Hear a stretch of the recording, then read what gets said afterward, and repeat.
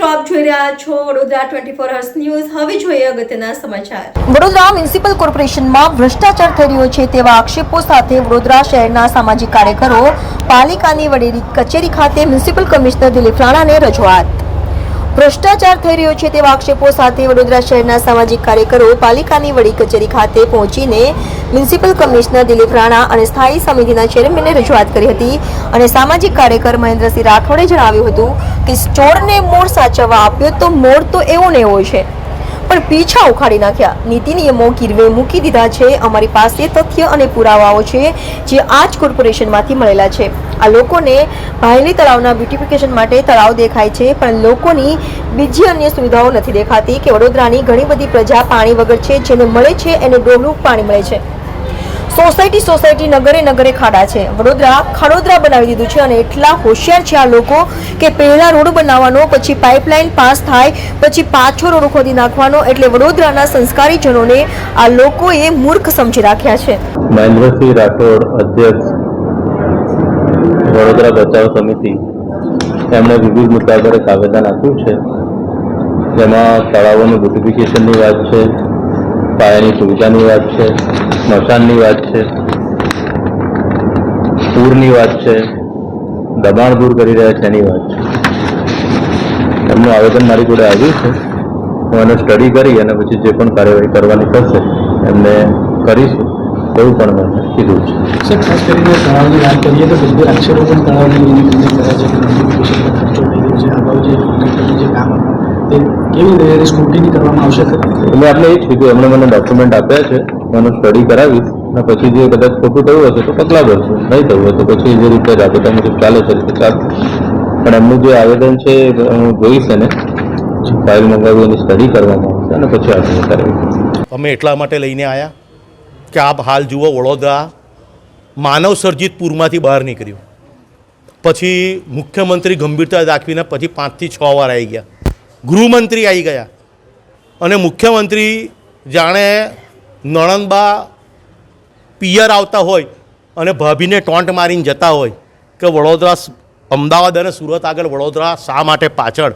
તે છતાં અહીંના સુવર ચામડીઓને સહેજે ફરક ના પડતો હોય અને તમારી આંખની સામે જુઓ, પ્રજાલક્ષી પ્રશ્ન કયા તો કે પાણી।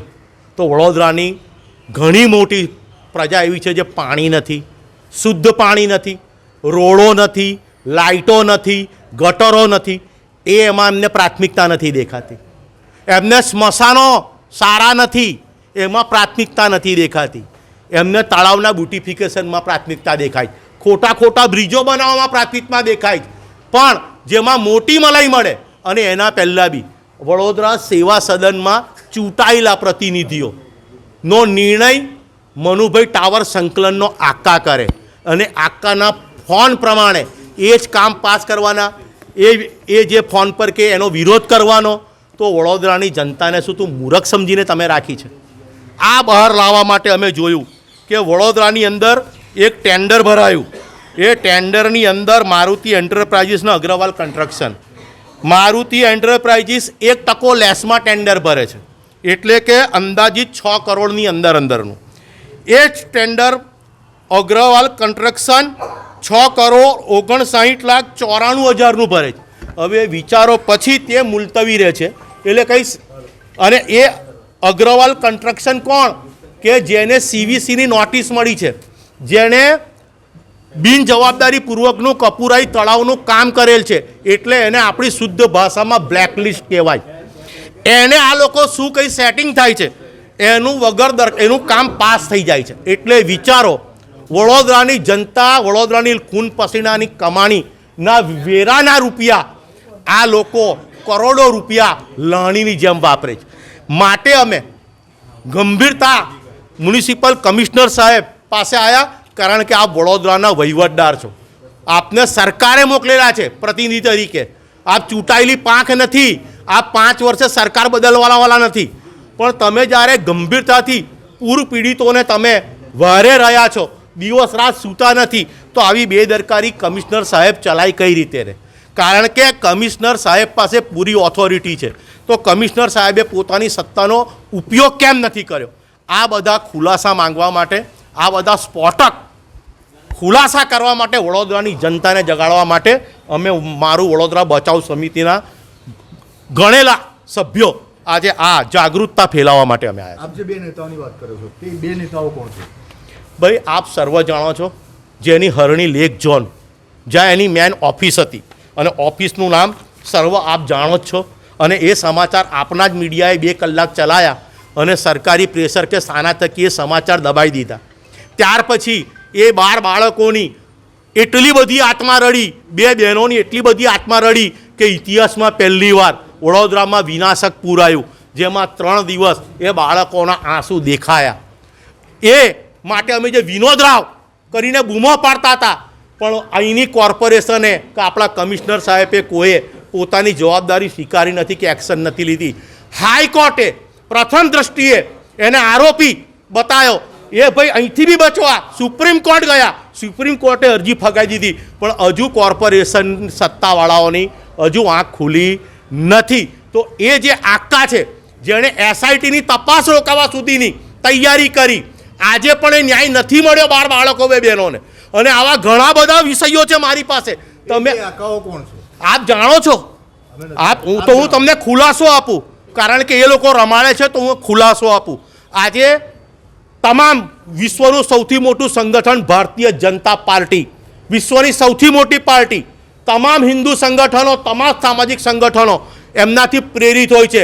કોઈ પણ બ્લડ બેંકનો કેમ્પ થાય, કોઈ બી લાખો બોટલો ડોનેટ થયા.